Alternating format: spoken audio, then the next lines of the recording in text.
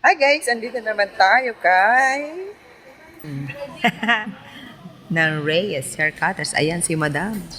Nagpapalinis na. Ito, waiting. Nandito. Nandito din.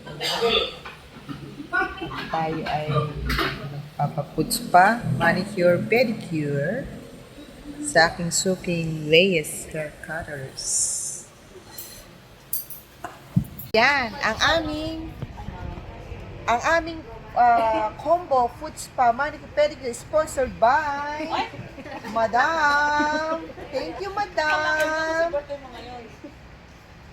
Oh, wala na pagkain. Sponsored by Madam. Ayan, okay. Thank you, Madam, sa iyong sponsor. Ayan, ang aming sponsor ang mag-golden birthday. Guess what, guys? It's my birthday today. So, meron akong free haircut. O, diba? Pero kailangan may proof. Buti na lang may dala akong vaccine card. Ayan. So, makakuha ako ng free haircut dito. Pero sana yung free haircut, yung sulit. Yung parang nagbayad ka. Ayan, tapos ng ating manicure. And, baliktad. Saan ba yun? Food spa pedicure. Ito naman. Ayan. Papagupit lang tayo ngayon. Saka na tayo magpapa-treatment ng hair. Gupit lang kasi birthday ko ngayon. May free haircut pala. Uy, kahit free haircut to, gandaan mo ah. Ayan.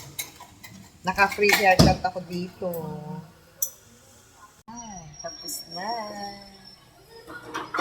Judy Ann na ba? Pinulat ko si Judy Ann.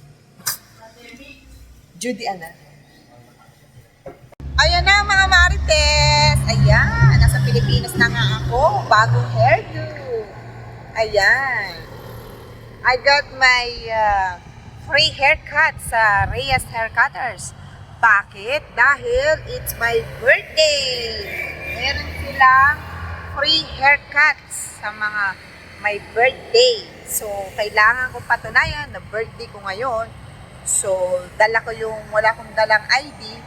Ang nakasipit sa wallet ko ay yung vaccine card na may birthday ko rin nakalagay. So, pasok sa banga. O, ayan. Ang pinatulad ko ay kay Judy Ann hairstyle. O yan, Judy Ann na ba tayo ngayon? Judy Ann. O, Judy Ann na ba? Sana tayo magpapa-straight Brazilian treatment pag malapit tayong bumalik sa Canada. At nandito tayo, nag-aabang sa aking sundo. At papunta naman kami ngayon sa Lian, sa print-up ng aking kapatid na mag-golden birthday. Meron siyang picture taking. At ito ang aking outfit.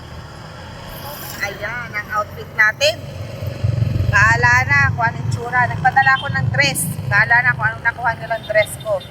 O paano guys? Babush! Bye-bye!